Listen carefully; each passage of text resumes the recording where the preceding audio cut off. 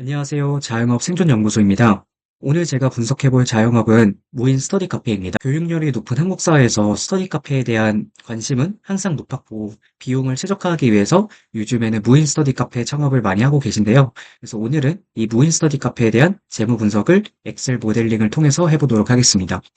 항상 그렇듯 운영 관련 과정을 이렇게 해봤고요. 결제 수수료는 2%, 부가세는 10%, 그리고 무인이다 보니까 매일매일 영업을 한다고 가정을 해보도록 하겠습니다. 가장 먼저 창업 비용을 보면 보증금 1,000만 원에 월세 120만 원인 상가로 입주를 하는 걸로 가정을 했고요. 그리고 평수는 50평에 평당 인테리어 가격은 약 120만 원으로 넣어서 총 인테리어 가격은 6천만 원이라고 가정을 했습니다. 평당 인테리어 가격이랑 평수는 본인의 상황에 맞춰서 변경을 해주시면 될 것 같아요. 예를 들어서 평수는 40평, 평당 인테리어 가격은 난 조금 더 좋게 해가지고 160만 원 해가지고 이렇게 하면 자동적으로 6,400만 원으로 바뀌게끔 수식을 걸어놨습니다. 추가적으로 인테리어에 포함이 되어 있지 않는 항목들이 있을 것 같았어요. 예를 들어서 뭐 청소기, 장식용 굿즈, 키오스크, 전자랍, CCTV 등등이 있을 것 같고, 여기 나와 있는 항목들도 본인의 가게 환경에 따라서 바꿔주시면 될 것 같아요. 예를 들어서 나는 장식용 굿즈를 조금 더 많이 두고 싶다라고 하면 2개가 아니라 뭐 5개로 해주시면 될 것 같고, 전자랍도 나는 100만 원짜리가 아니라 조금 더 좋은 걸 하고 싶다. 그러니까 200만 원을 해주셔도 되고, 키오스크도 나는 뭐 중고로 샀다. 그래서 뭐 100만 원으로 바꿔주셔도 되고, 그래서 여기 나와 있는 단가랑 수량은 본인의 환경에 맞춰서 바꿔주시면 될 것 같습니다. 저는 50평 스터디 카페에 약 한 40개 자리를 만든다라고 가정을 했어요. 그래서 책상 의자 세트로 약 한 20만 원에 40개를 가지고 왔다라고 가정을 하고 진행을 해보도록 하겠습니다. 물론 이것도 조금 더 좋은 책상을 가지고 왔다 해가지고 30만 원을 바꾸고 나는 조금 더 쾌적하게 가지고 30개만 더 줬다라고 하면 이렇게 바꾸셔도 됩니다. 자, 그럼 이어서 비용으로 가면 비용은 항상 그렇듯 고정비와 변동비로 나눠봤고요. 일단 고정비 먼저 말씀을 드리자면 월세 저희가 여기서 가정을 했었던 120만 원이 그대로 물리도록 넣어놨고 관리비는 매달 10만 원이라고 가정을 했고 와이파이도 10만 원 그리고 외주 청소비가 있는데 사실 무인 스터디 혹은 그냥 무인 사업 특성상 청소를 본인이 안 하고 외주를 맡겨서 풀 오토를 돌리시는 분들이 있으세요. 그래서 이 외주 청소에 대한 비용을 좀 감안을 했는데 요 위에 세 줄을 보시면 외주 청소를 만약에 내가 안 하고 맨날 내가 가서 청소를 하겠다라고 하면 그냥 0이라고 기입을 해주시면 이렇게 외주 청소비가 없어지는 것을 볼 수 있습니다. 더 나아가서 뭐 하루 청소 비용이 35,000원으로 일단 저는 넣어놨는데 예를 들어서 이게 5만 원일 수도 있고 아니면 조금 더 싸게 2만 원일 수도 있겠죠. 그래서 이거는 본인의 환경에 맞춰서 넣어주시면 될 것 같고 청소 한 달 사용 일수는 이거를 30일 맨날 맨날 쓰지 않고 뭐 한 주 3일만 써가지고 12일이 될 수도 있고 아니면 한 주 4일 써서 16일로 바꿀 수도 있겠죠. 그래서 이것도 본인 편하신 대로 넣어주시면 될 것 같습니다.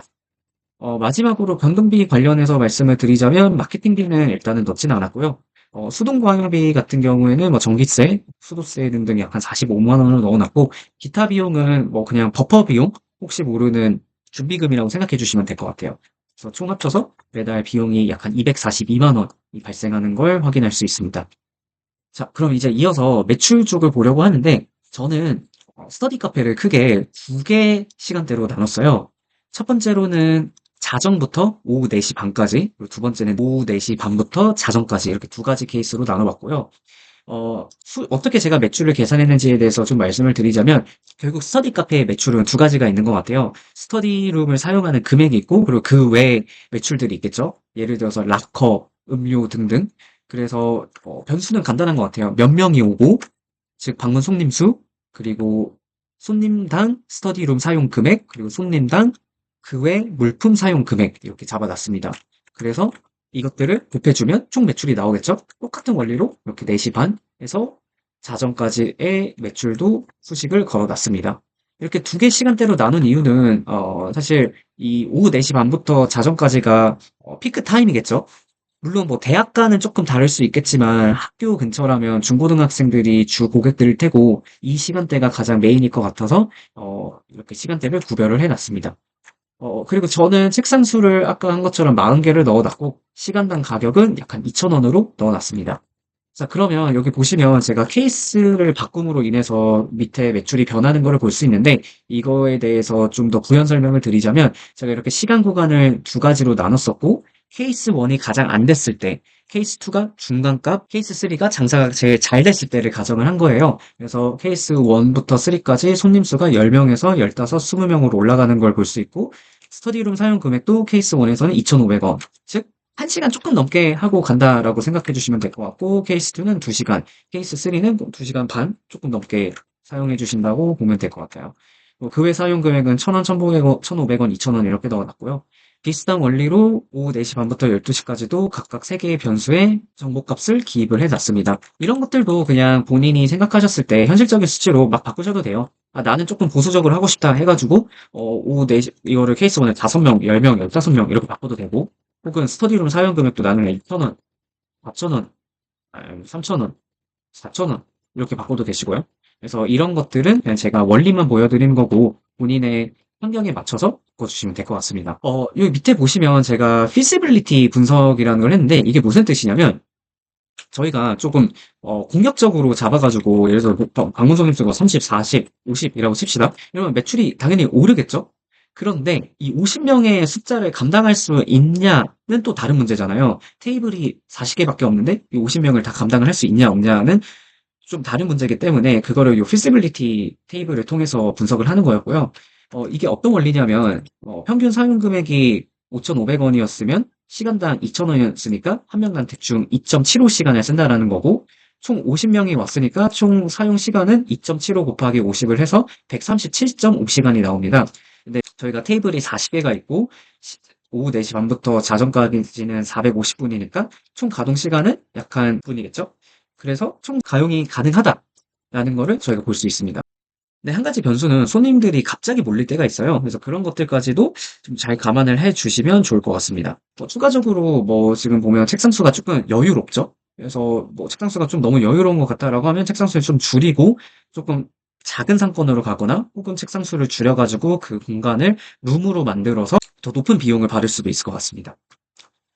네, 그럼 이제 이어서 종합적으로 분석을 해보자면 해당 사업을 하는데 부동산 인테리어로 총 7,100만 원이 들어갔고 미포함 항목에 1,400만 원 해서 약 한 8,500만 원이 들어갔습니다. 케이스 2, 즉 맨날 손님이 15 해서 총 30명 그리고 2시간 조금 넘게 이용을 하고 락커나 음료로 1,500원 정도 사용을 한다라고 가정을 하면 매출이 한 달에 약간 517만 원이 발생을 하고 비용은 242만 원이 발생을 합니다. 저희가 여기 비용에서 계산을 했던 것처럼요. 그래서 매출 총이익이 270만 원인데 추가적으로 부가세나 결제 수수료가 빠지면 약간 210만 원이 발생하는 것을 볼 수가 있습니다. 매우 좋죠. 그리고 투자비 회수 기간은 약 한 40개월로 3년 조금 넘게 걸리는 것을 확인을 할 수가 있어요. 근데 좀 나는 보수적으로 잡고 싶다 해가지고 이걸 난 케이스 1으로 바꿔서 맨날 10명 해서 20명 해서 1시간에서 1시간 반 정도 사용을 하고 락커나 음료는 그냥 뭐 1,000원 정도만 사용을 한다라고 보면 사실상 적자를 기록을 해요. 매출이 240만 원이고 비용이 242만 원이어서 마이너스가 나고 부가세 결제 수수료까지 보면 마이너스 30만 원입니다. 그래서 최소한 20명이 아니라 한 25명 정도는 적어도 돼야지 손익분기점을 넘기는 것을 확인을 할 수가 있고요.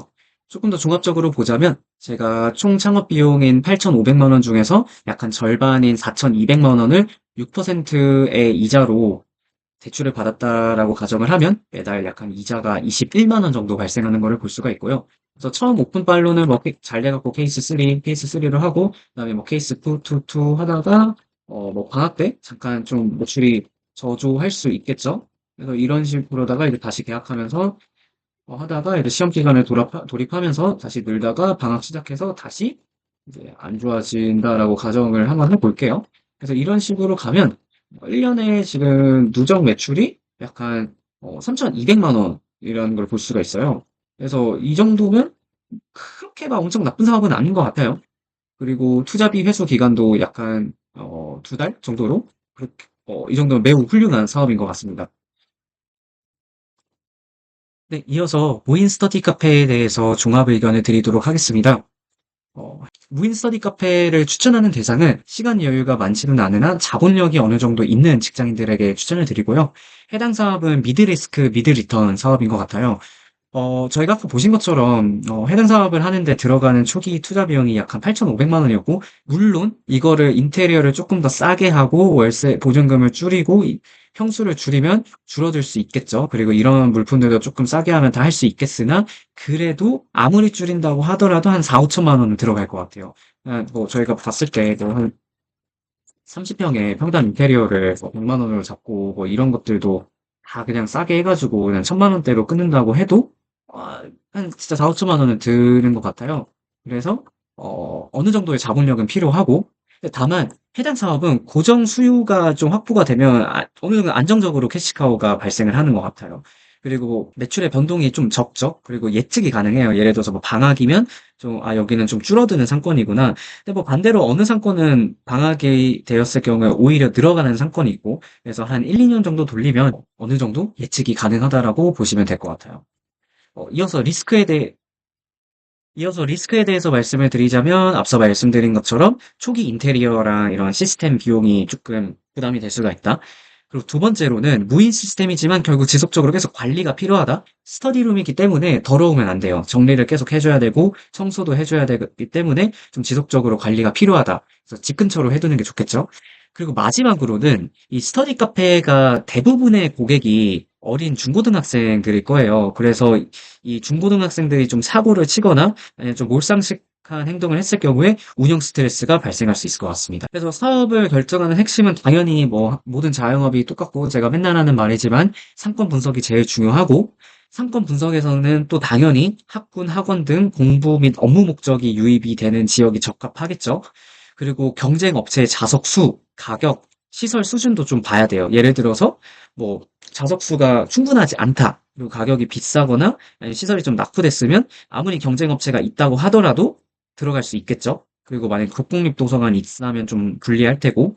그리고 더 나아가서 스터디 카페의 간접적인 경쟁자는 주변 카페도 있는 것 같아요. 카페에서 공부하시는 분들이 많으니까. 물론 어린 중고등학생들은 매번 그렇게는 못하겠지만.